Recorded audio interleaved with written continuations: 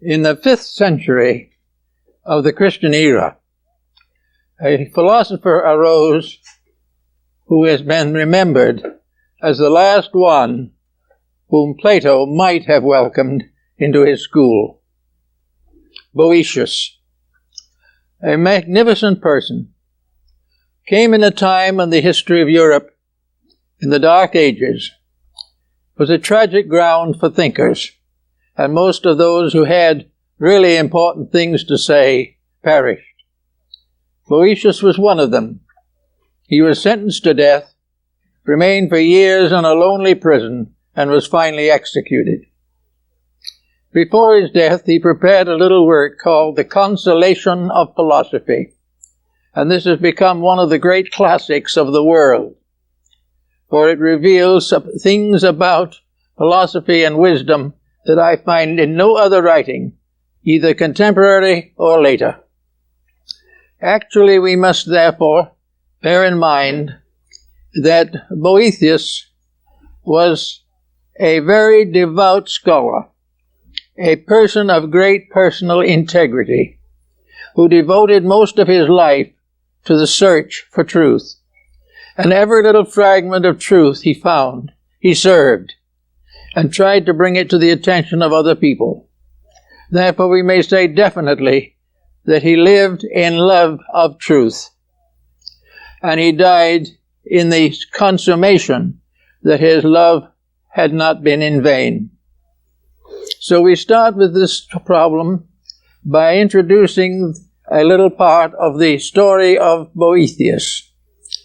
It seems that in this lonely stone prison where he remained for some time before his execution, he was alone with his thoughts. He had nothing to help him or to guide him but his own inner life. He knew perfectly well that he would never be released. It was not day to day, just when, but he knew that his death was inevitable. So with these considerations, he had nothing to fall back on but his own inner life. And realizing this, and determined to live according to it, he settled down quietly to the contemplation of truth. And one night, while he was contemplating, as best he could in that stone cell, the wonders of life and the wonders of the universe, a great light came into his prison. And in that light appeared a magnificent figure of a woman, robed like Hypatia of Alexandria, radiant, hallowed, everything stupendous. And she came up to him and she said, "I am the one you have served. Now you are in need. I will serve you."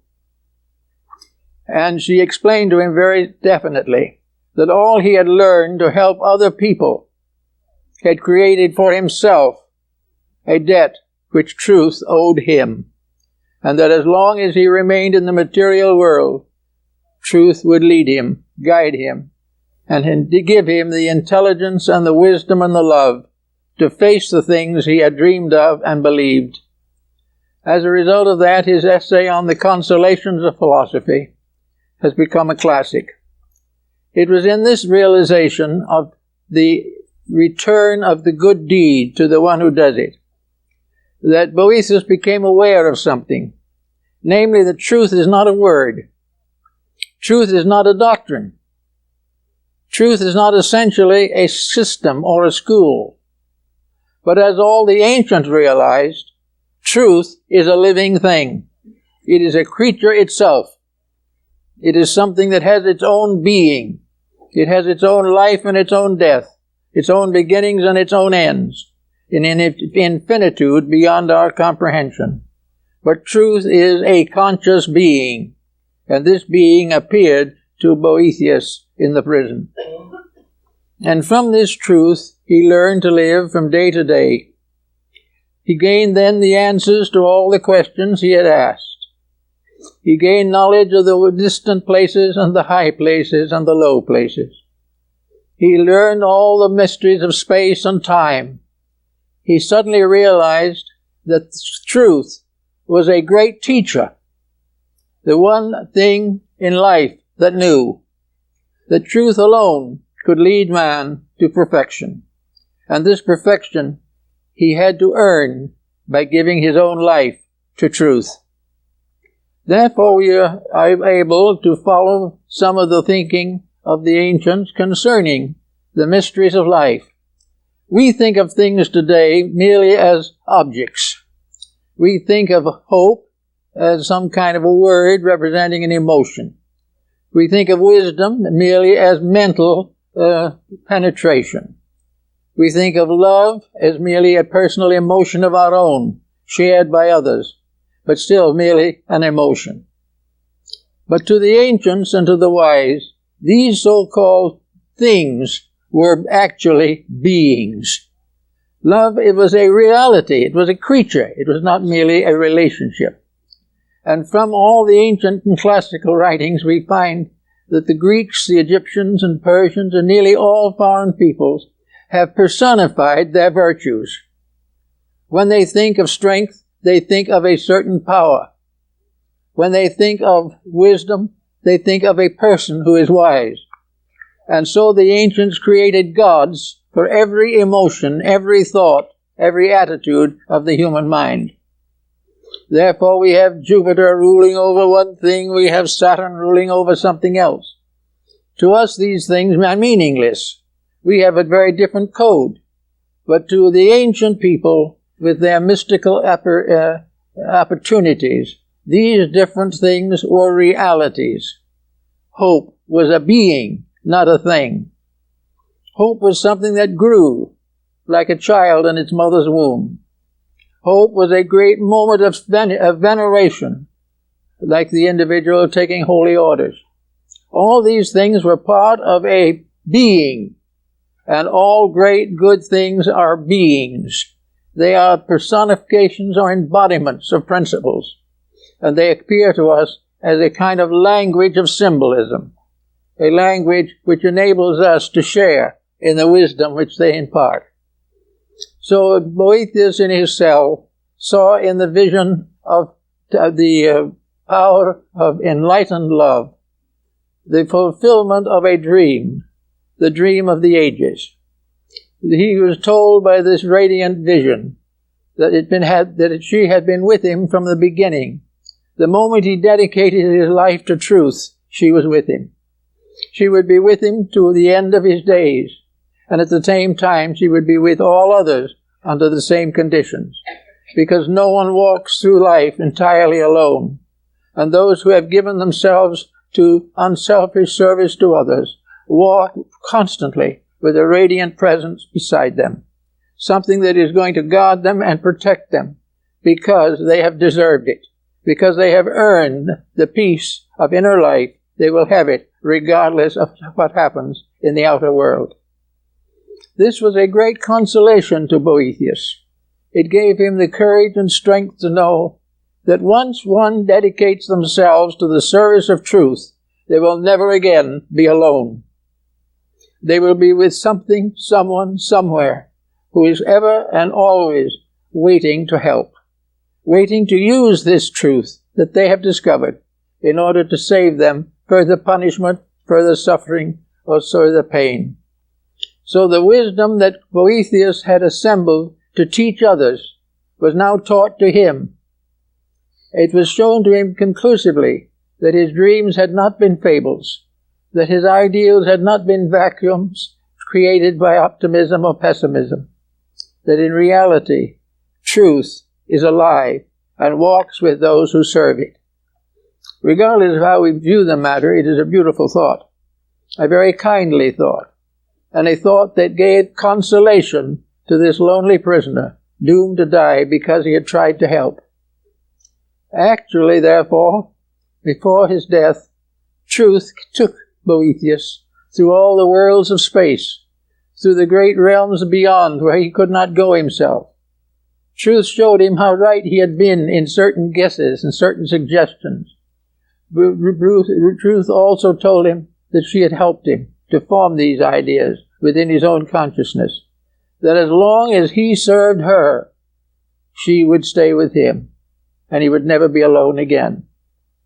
So Boethius, when the time came, passed on without fear or doubt And his little book has brought comfort and insight to millions of people in a world that he never lived to know about or understand. This brings us very definitely to the concept that we had for the discussion of the morning, namely, truth as love. That truth is a being, a power, a quality. Truth is the most dramatic, dynamic way that leads to reality. But what is truth to us? How do we understand truth? Well, probably we understand it very much as Boethius understood it. We understand it by a little effort to grow. We try to be a little better today than we were yesterday, and we continue to grow a little every day. But the first step that we take toward reality brings us this contact, this something that walks with us the rest of the way. The first sincere, dedicated effort to live the life of truth brings truth to you, and truth walks with you to the end of your days. This was the idea of the Pythagoreans and the Platonists. It was the result of the individual earning dedication by his own dedication. When we do a definite good thing, when we serve those in need, when we improve the nature of our own contemplations, we have made an important connection in life. And once this connection is made, it cannot die. Once we become aware, or once we have given birth out of our own souls to the soul of truth, that soul will live on. It will go with us, maybe age after age. We may backslide and forget and lose and transgress, but once we have made a sincere effort to try, we have taken the first step to eternity. We have taken the first move in the direction of everlasting peace. And therefore it was quite proper for these ancients to think of love as the faithful friend, something that could carry on beyond all of the powers of the mind. The mind can be deceived, the body can be punished, but the truth in the soul goes on. Nothing can stop it once it has started. And the first good deed dedicated unselfishly is the beginning of the long road that leads to regeneration. Buddha brings us the same point when he says that the journey to truth begins with a single step. The single step in the Greek system was the first absolutely unselfish, dedicated effort to serve. The one moment in life when we strip ourselves, when we are bigger than ourselves, and place a common good above our personal advantage. As long as we are selfish, truth remains alone for us and weeps. The moment we are selfish in our thinking, or in our actions, or in our codes of life, we cut ourselves off from the eternal love which is saved for us in the wonders and mysteries of the mystic life. So it's after a certain period. We do make this effort. It becomes, as Buddha pointed out, after the first step, the second step is a little easier. But of course, all through the first steps and the second and the third, there is the pressure of outside forces. We are constantly under tension and stress and temptation. But as the moment we begin the journey, there is something there standing with us. When the good deed stands alone, as far as we can tell, it is standing actually in the presence of the principle of good in space. There is only one principle of good. It's not a principle of this being right or that being wrong. It is a simple, actual adjustment within ourselves. It requires no intellectualism. It requires no vast store of knowledge or insights. But these may contribute to it. But it is a step from the selfish to the unselfish, from the dark into the light. And once the individual makes this dedication, he is pressed gradually forward, one step at a time, to the fullness that he seeks to possess in the fullness of his own maturity.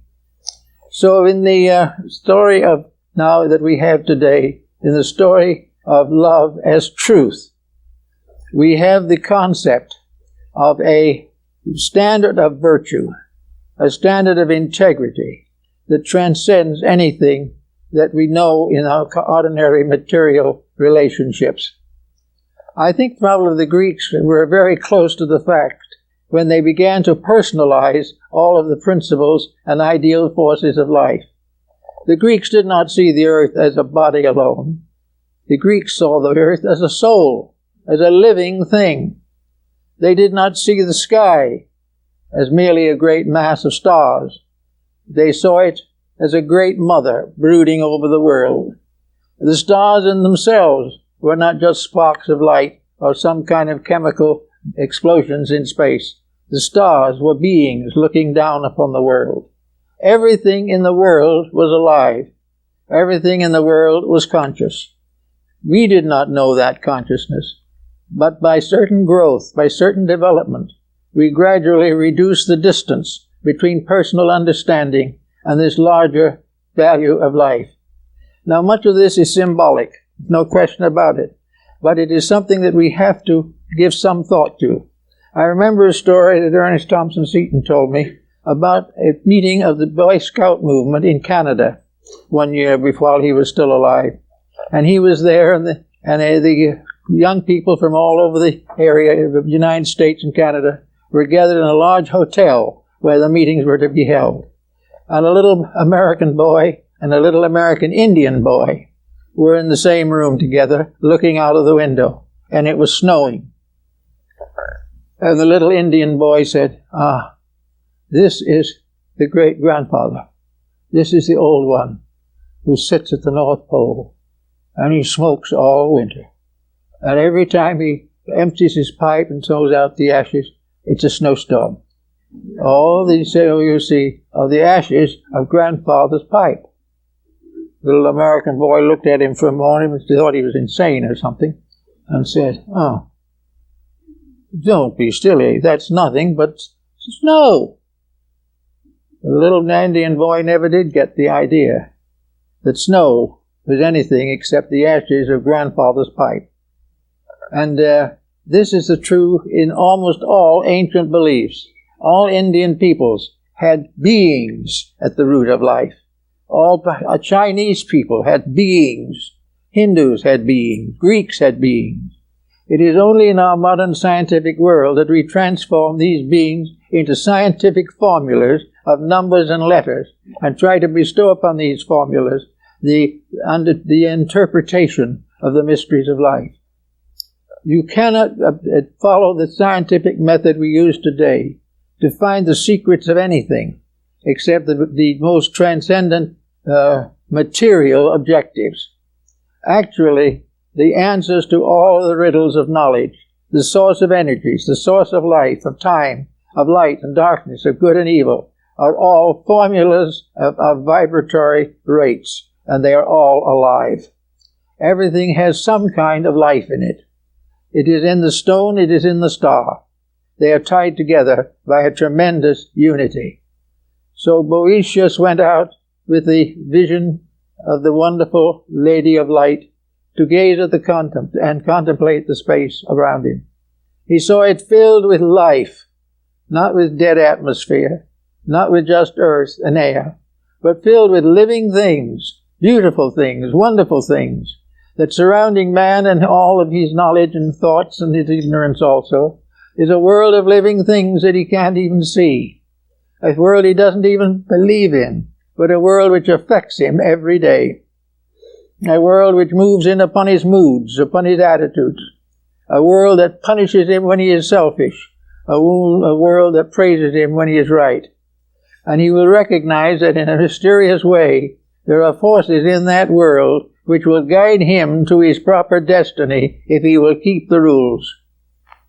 Each individual must live the life if he would know the doctrine. And when he does so, he realizes that the life that he is going to contact is not simply energy. It is not just a thought floating around. It isn't even a mentation in the mind of God. When he keeps the rules, space is with him. Time is with him. Eternity is with him. Little by little, the purpose for himself is fulfilled, and the time will come when he likewise will be a unit of conscious energy in the great fields of universal life. So we all have not only this type of thing, but we also have to look around us to see what's happening. We look around and we see today the problem of air pollution. With that air pollution, thousands, millions of things die. This air pollution is against the rules. Therefore, nature will never support it. And nature will continue to punish it until it corrects its own mistake. Nature will never permit evil to survive. It will never permit the wrong to win. There will be moments of apparent victory, but they will be followed by years and centuries of terrible defects and disasters. Everything that we have around us lives in a sea of truth, lives in a vast organism that is based upon infinite wisdom and infinite love. These are the ruling powers. The universe is not neutral. It is not simply space. It is not things moving, floating around in a vacuum. It is not formulas that can be put into letters and numbers on a scientific blackboard. Space is alive. Everything that exists is alive. And while we are growing on one level, somewhere else another thing is growing. While we are adding to the wisdom of our own mind, something else is enriching every cell in our bodies. Everything is living and growing. And when the individual interferes with growth, he commits probably the most terrible of all sins. When he tries to block growth, or becomes indifferent to it, or denies it, in that moment, he places himself in the position of being punished. Now, punishment is not going to be eternal damnation. Punishment is not going to be something which is irreparable. But patience and virtue must take the place before punishment is completed. Punishment is merely an effect, the cause of which is wrong. As long as that effect is wrong, the consequences must be wrong. And what are the basic rules of this mysterious being, this infinite good one, whom we all worship under one form or another, or most people recognize under the general term of God? What is the law of this being? The law of this being is love. The law of this being is that in all matters, an infinite tenderness guides erring life back to its source and forward to its perfection. These things the ancients recognized. We don't recognize them very much anymore. But when something goes wrong and a great disaster occurs, there's a reason. A disaster is never something that is an accident. And no disaster is such that it is irreparable damage. There is nothing in life that is real that can be destroyed. The lowest, most imperfect of all entities must have its growth, must have its place, and must have its chance to win. And it is the rule of nature under God that all things shall win. There is no loss. There can never be. There is only delay. There is only a moment of pause in what might otherwise be a great and glorious mission. So Boethius went forward and went out and paid to the state the debt which it had created. But he no longer feared the state.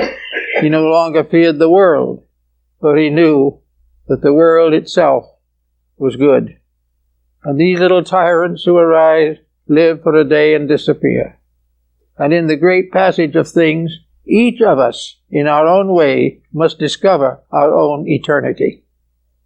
Each of us must realize for himself the eternality of the scheme and plan to which he belongs.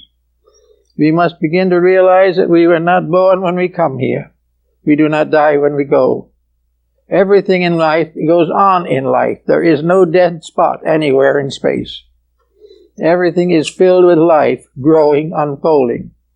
And as we look out upon it, we can see as in a meadow the vast flowering and the vast fruiting of a great vegetation.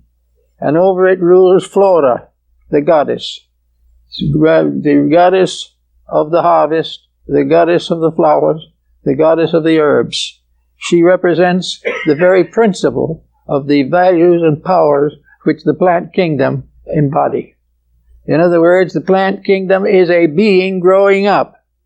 It is not a place. It is not a series of wild seeds that we know nothing about, or of plants that die and never come back. The plant kingdom is an entity, a living thing. It has its comings and its goings, but its eternity is never questioned. It will go on, and if it is abused and perverted and corrupted, it will remain to correct these conditions until they are corrected. And anything which consciously and intentionally destroys these growths or tries to frustrate them will find that his own ignorance becomes a terror to him. The individual who tries to kill something is an individual who will then become frightened that he himself will die. And he was wrong when he thought he killed. He was wrong when he thinks he will die. All things are part of a plan so much bigger than we are that we can't even contemplate them. That this greater reality is, in a sense, our only security. It is the one thing that cannot fail. Politics may rise and fall. They are also entities. And we find that someone talks about the dangers of the capitalistic system.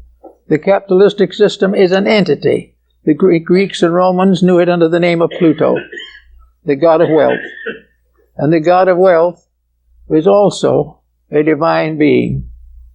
And the god of wealth has to grow and outgrow its own possession of wealth by outgrowing it through all the creatures that it has fashioned.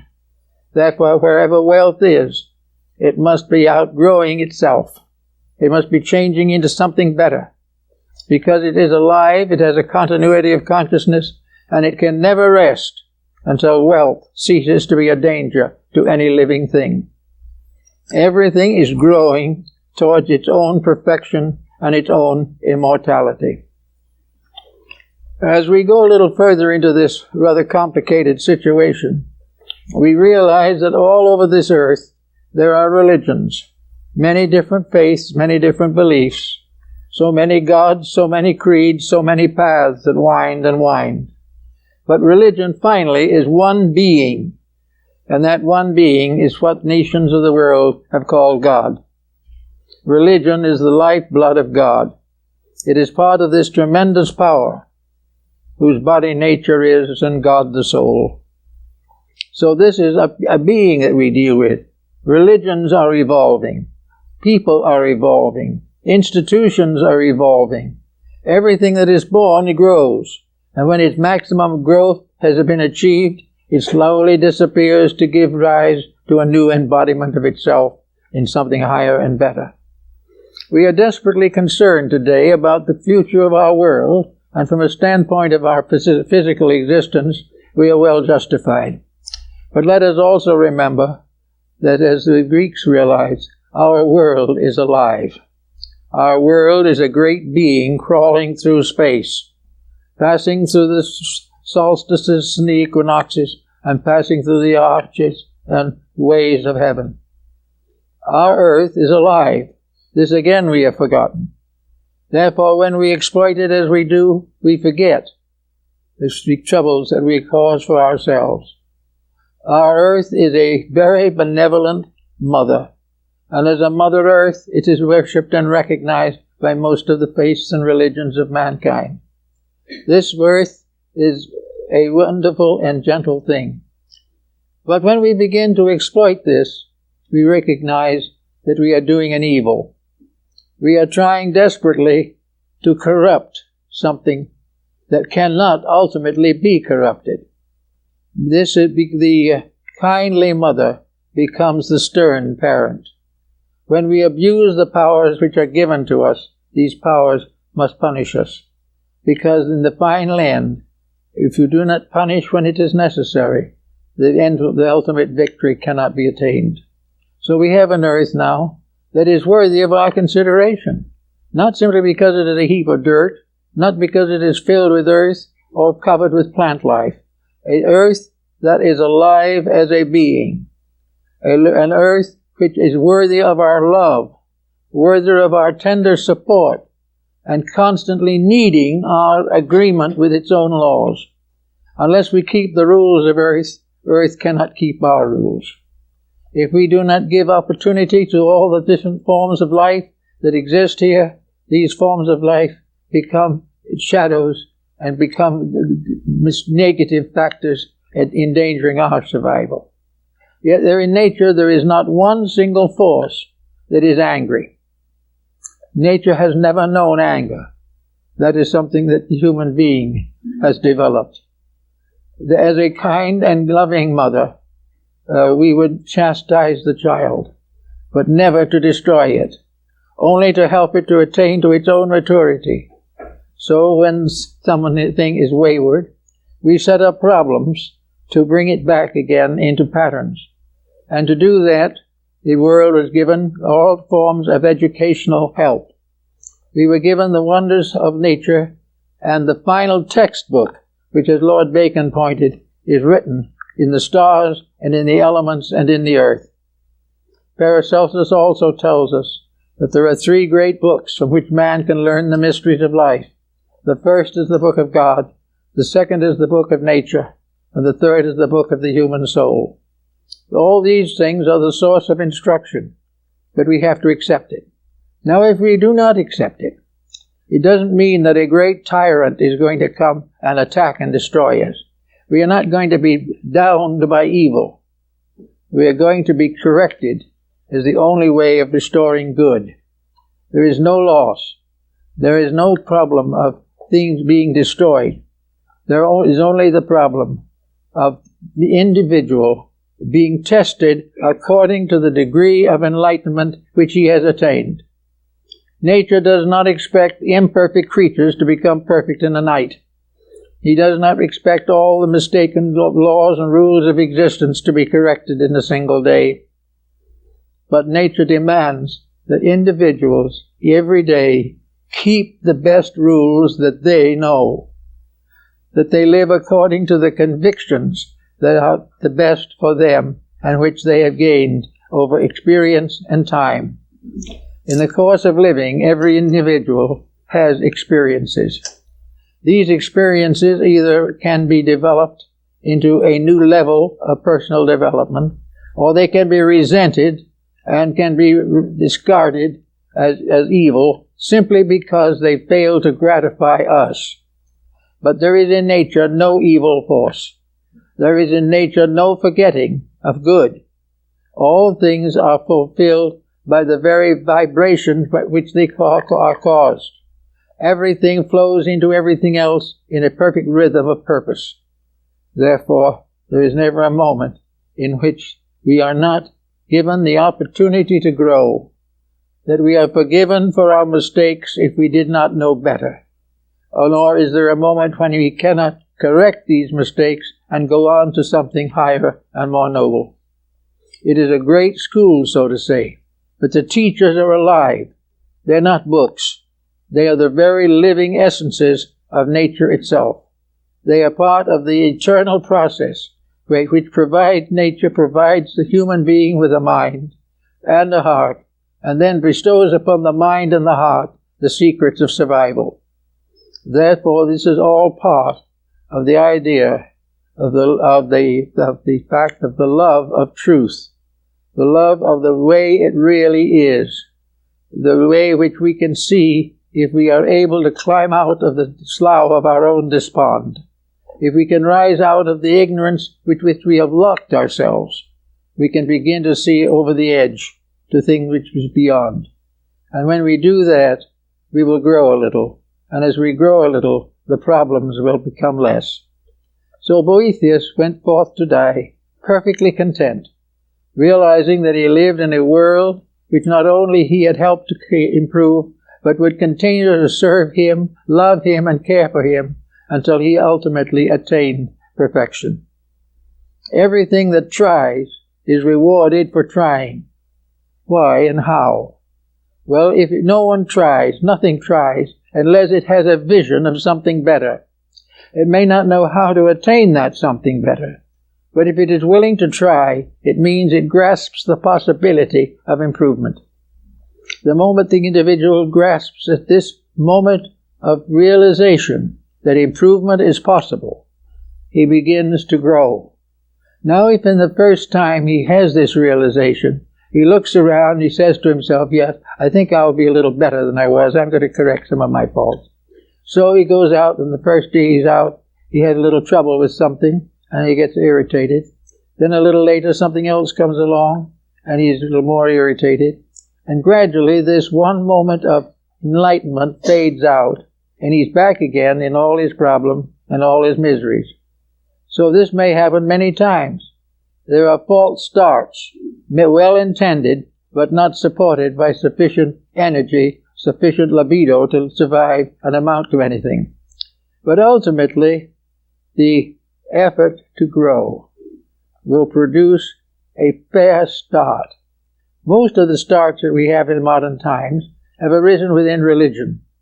While there are many backstopping and falls in religion today, there is also a great effort to grow spiritually a little. And dedication to religion, dedication to the service of our brother man, dedication to love of God, dedication to the recognition of the great power of redemption in every religion and faith of mankind.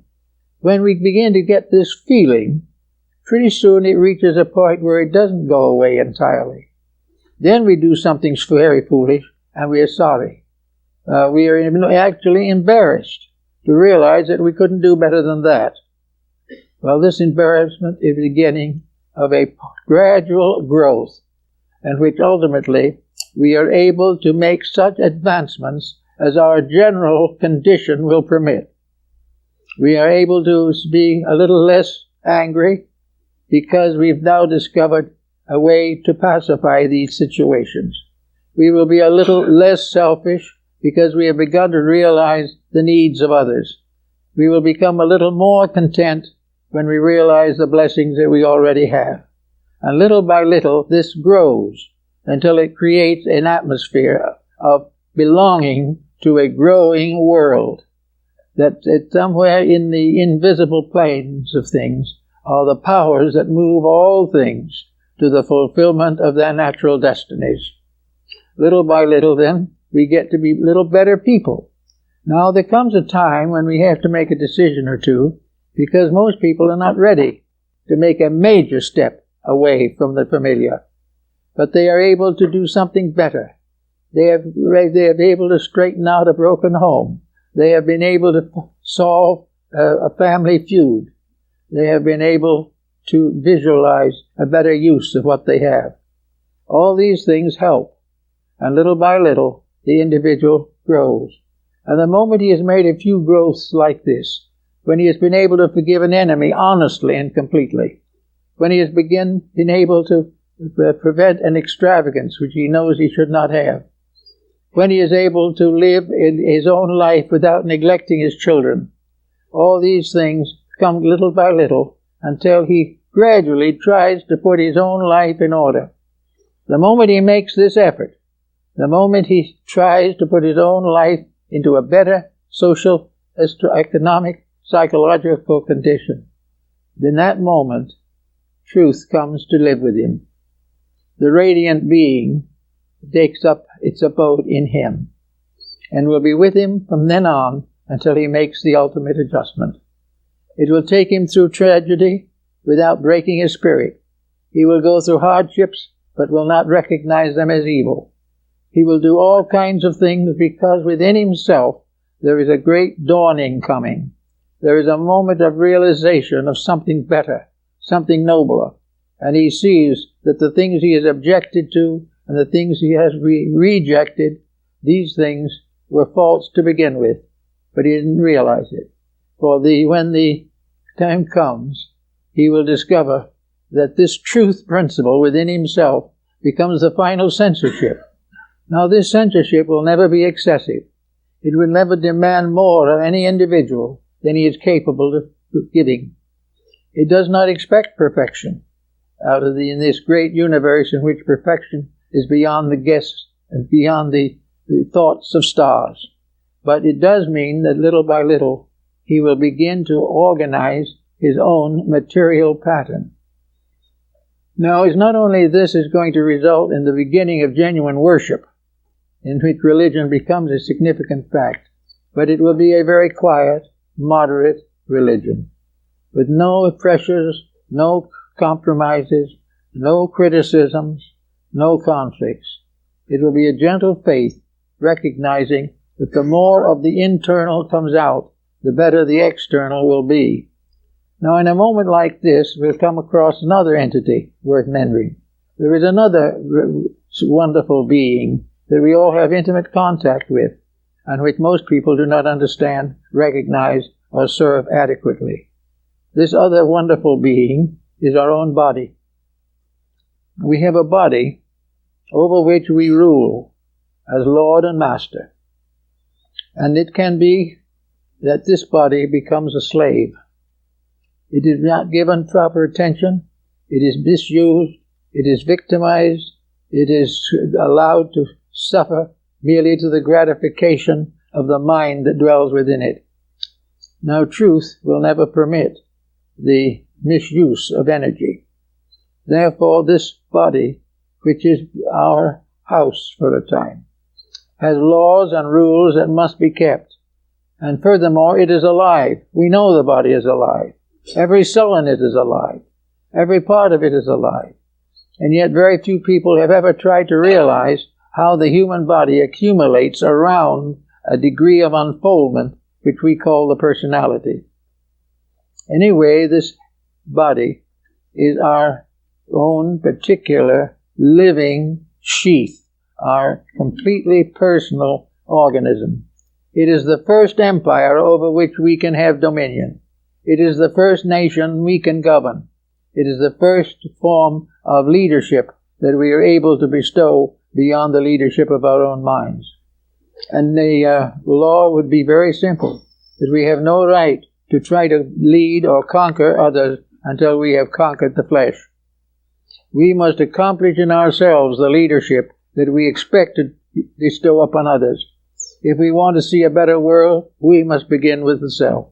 And in very many cases, the beginning of a better world is a healthy body. The individual must go out of all these different things, fulfilling the law, meeting the responsibilities, beginning and ending according to a power and wisdom greater than our own, but in all things in patience and acceptance. Keep the rules and learn the lessons of the day. Now, each embodiment we have, according to Plato, is a day. It is a day in our own growth. It is the day we go to school to learn something. Now, we look around us today and we realize that as a school, our daily life is not much of a success.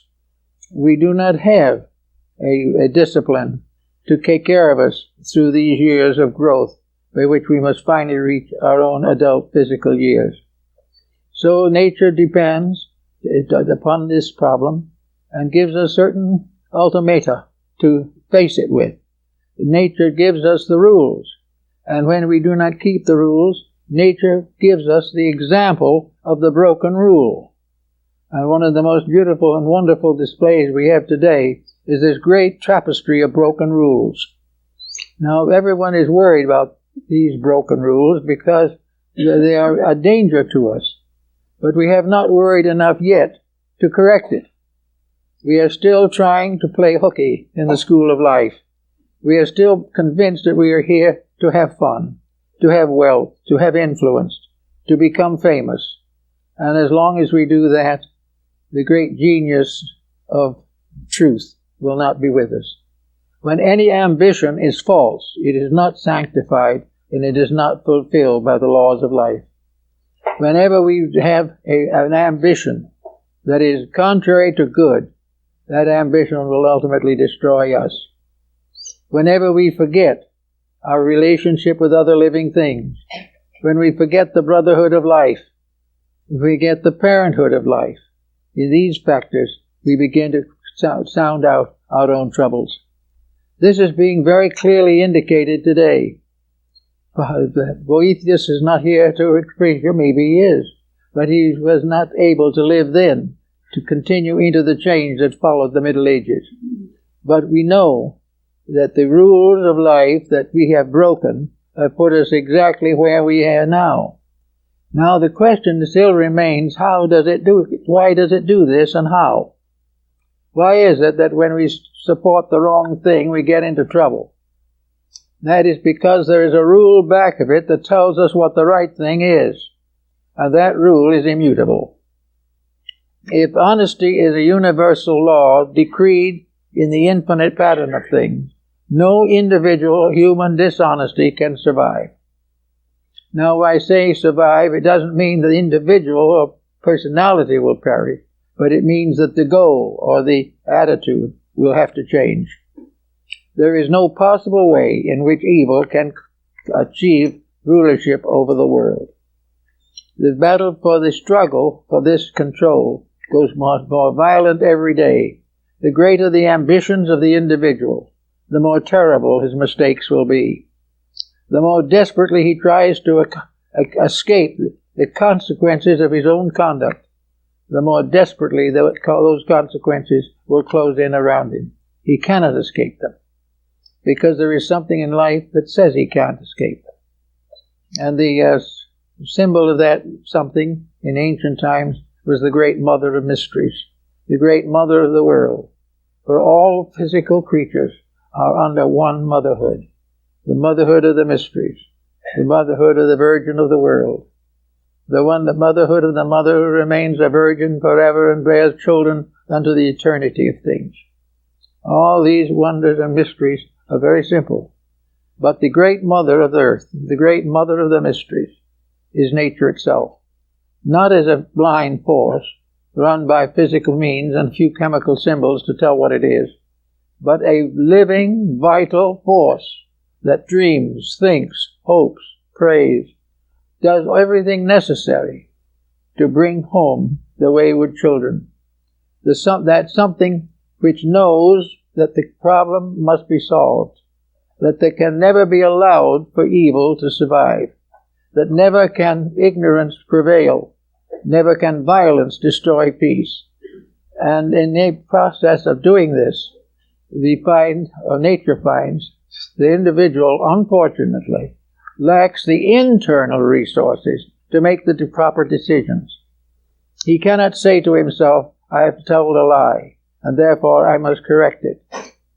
The individual tells the lie, thinks he gets away with it, and then a consequence sets in that hurts him.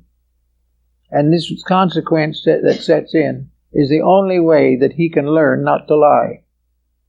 He cannot be expected at this time to come to the moral solution all by himself. If he does come to that solution, it is because he is already on the road that leads to light. He is on the way to something better. But for most persons, responsibilities must be evaded. They must be avoided in every way possible, because they interfere with the smooth passing of a useless life.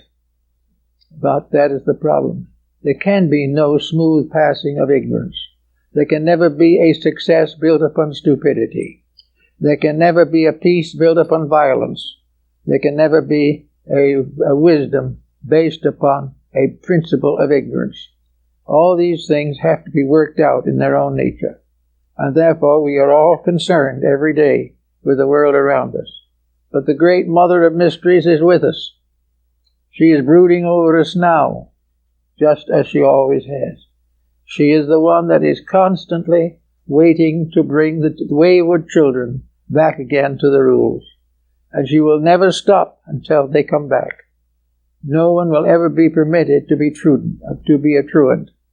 Actually, the truant will hate punishment. The dope addict will hate to be prevented from gaining his justification or his pleasure from the narcotics. He will try everything he can and will hate the laws that prevent him. from doing what he pleases. But above the laws that will make us do what we please, there is a great law that tells us we must do that which is right.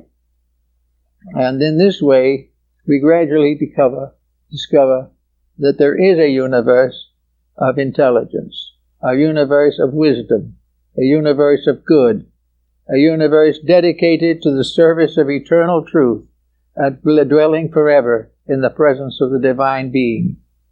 Therefore, if we go along a little, as Boethius did, we may come to the gate that leads out from this life into something else. But when we go through, we will make the discovery that we have not been cast again into shadow, but that the light in ourselves, if it is there, will never leave us. And no matter what happens from that time on, truth will prevail in us, and that means that peace will take over. Now, if truth prevails in the average person, let's take an example, a very concrete one, of just how it operates. Supposing truth in the case in consideration is a problem of maintaining the health of the physical body. This is something that is very significant today. The physical body is, in a sense, our child. Each person has a body that is a kind of psychological infant with which he has been endowed, and we must train this body to serve him, or else he must relinquish his leadership and let the body take over. If the body takes over, he's in trouble. But he doesn't know he's in trouble, because if the body is gratified, the rest of him goes to sleep. But the real fact of the matter is, the body has to be brought into harmony. It has to be disciplined.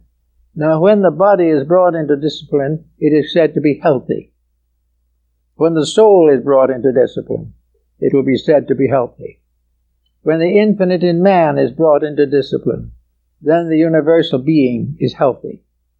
Every compromise that destroys the leadership of the superior over the inferior is dangerous and must be carefully avoided.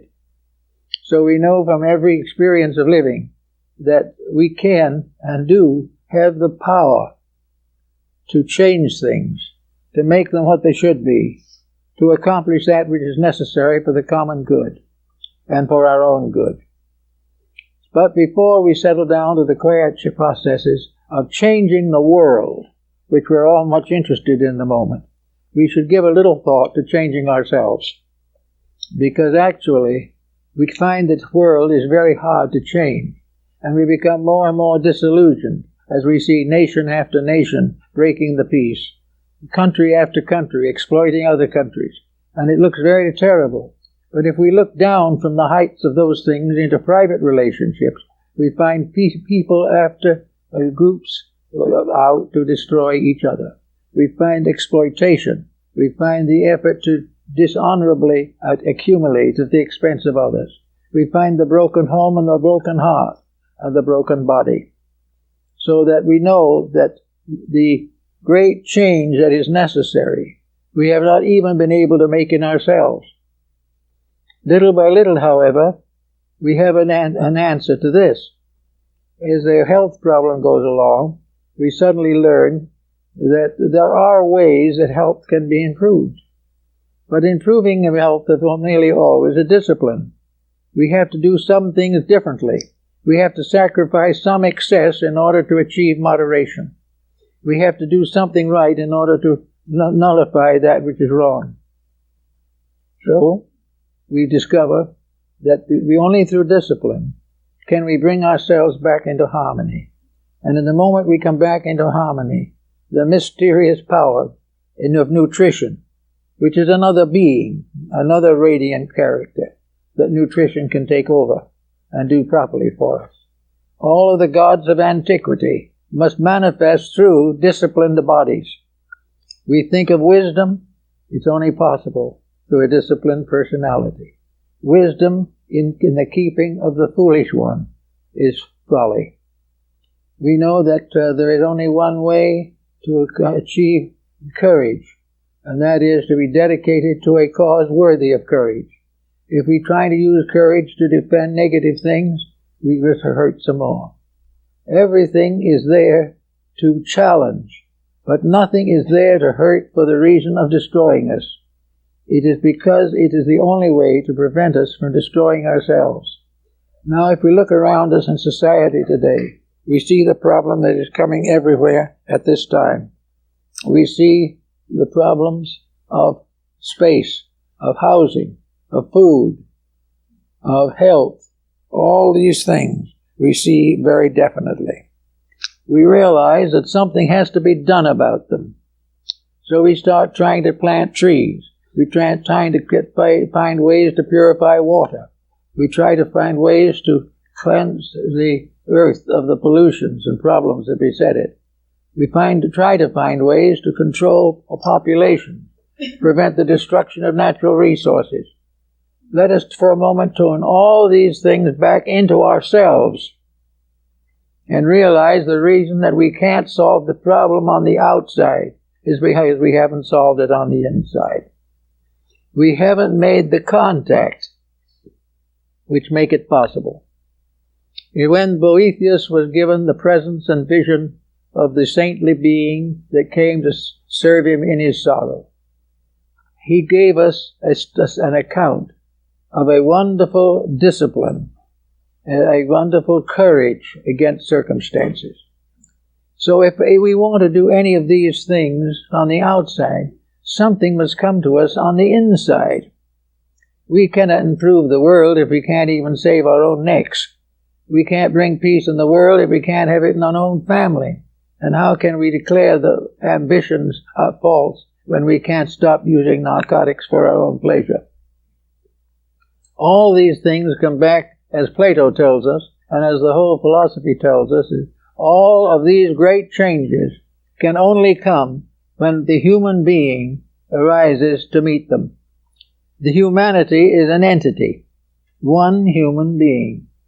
This human being is made up of now pretty close to 6 billion separate human beings. They are like the cells in a human body. They are part of one constitution. Over this one being is a unit, humanity, as one. This we find in the great man of the Zohar in Kabbalism. We find this one great being.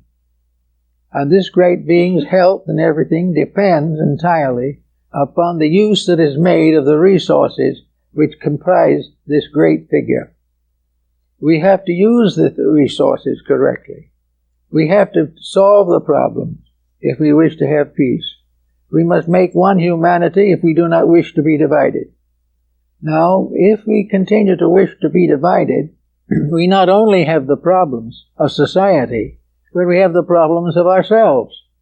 The individual who has not transcended his own selfishness is a very poor candidate for reforming the world. It is necessary for each person to recognize that he must make a personal contribution to the integrities of things. He must become aware of truth, of the love of truth, of the love of God as truth. Deity recognized in the manifested form of the infinite parent, also always solicitous for the good of its children. We must think of the faiths of men as being the gateways to conduct. We must think also of all the dreams and hopes of the ages and realize that they cannot be fulfilled until the individual loves truth better than he loves himself. There is no way of solving the problem unless we become aware of a strange and wonderful beauty, as Boethius saw it in his prison cell. A radiant being. We can call it peace. We can call it wisdom. We can call it love. You can call it whatever we want to call it. But it is a radiant power that blesses dedication, that rewards definite effort to perfect and to fulfill. It is something that can take over the life of the individual when he is no longer willing to dedicate that life to the fulfillment of his private ambitions. So with all these points, there is this wonderful opportunity that comes, which Boethius noted, and which is the love of truth. Now, love is a very capital word. Love to the average individual is a very physical word. Life in love to the theologian is an emotional experience. Life in love to the philosopher is an intellectual experience. But beyond this is the simple, direct fact of the love of truth. A love which does not require rationalization, does not require scientific proof, does not require anything but the evident fact that if we love peace, we will serve it. And if we serve peace, we will have peace. That if we serve and love truth, we will dedicate ourselves to truth. We will correct the curriculums of our schools. We will add knowledge to the courses necessary to instruct the young. And we will put ideals and principles ahead of profit and private enterprise. These things are the transformation of the love of truth as we know it today to the love of truth as it must be, a dedication to the fulfillment of the works of truth. Now, these works of truth are not simply strange things floating around in space somewhere, because truth, as Boethius found out, is a kind of being. It is something that lives but never dies. It is born but never ceases. In other words, it is almost actually another name for the human soul.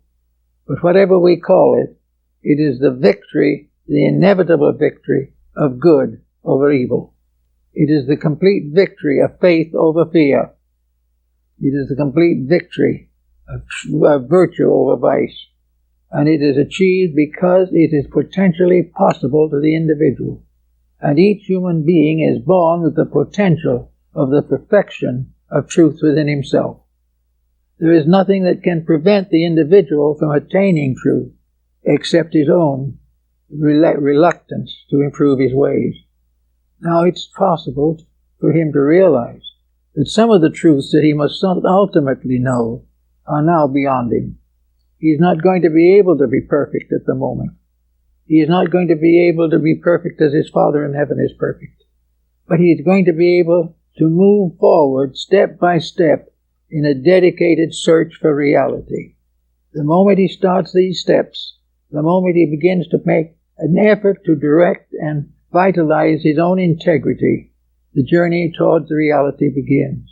And in that moment, the light shining being of truth takes his hand and will lead him to eternity. And nothing can interrupt it. Nothing can prevent it. Nothing can have victory over the inevitable victory of reality over illusion. We have lived for a long time in illusion, and some of this illusion we call learned knowledge. We think of science as very wise. We think that science is solving everything. We think that Einstein was incredible when he found the formula for the atomic fission. These are not the truths we need. These are not truths at all. They are struggling with the misuse of universal potentials. The atom, the cell, all these things are each of them a unit. Each is a truth in itself, and it must be treated as one. It must be recognized, and if we wish to advance things, we must work together to make these various parts work together well in us. If we can make the cells of our own body cooperate, we have health.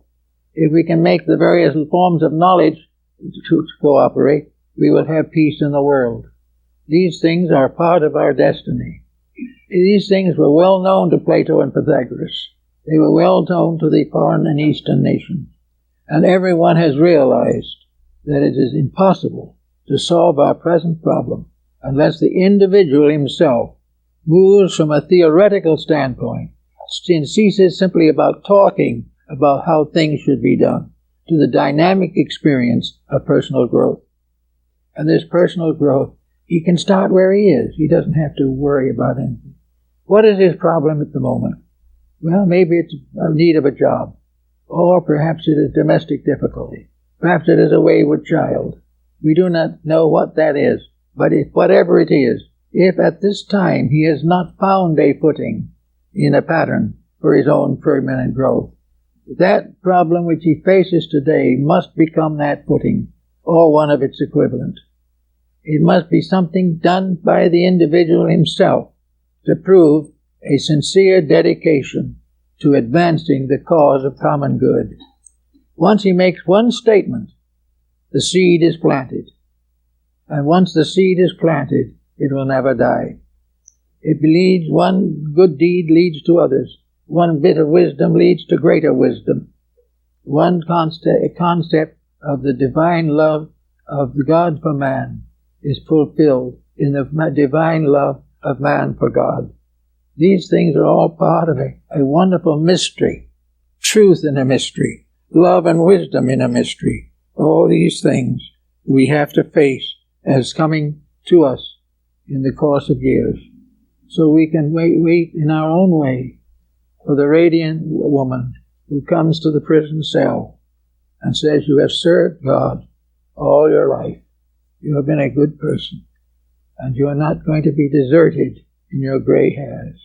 The good you have done to others comes back as a radiant being to lead you to the peace and security that you desire. Under those conditions, things will get done in a reasonable length of time. Thank you.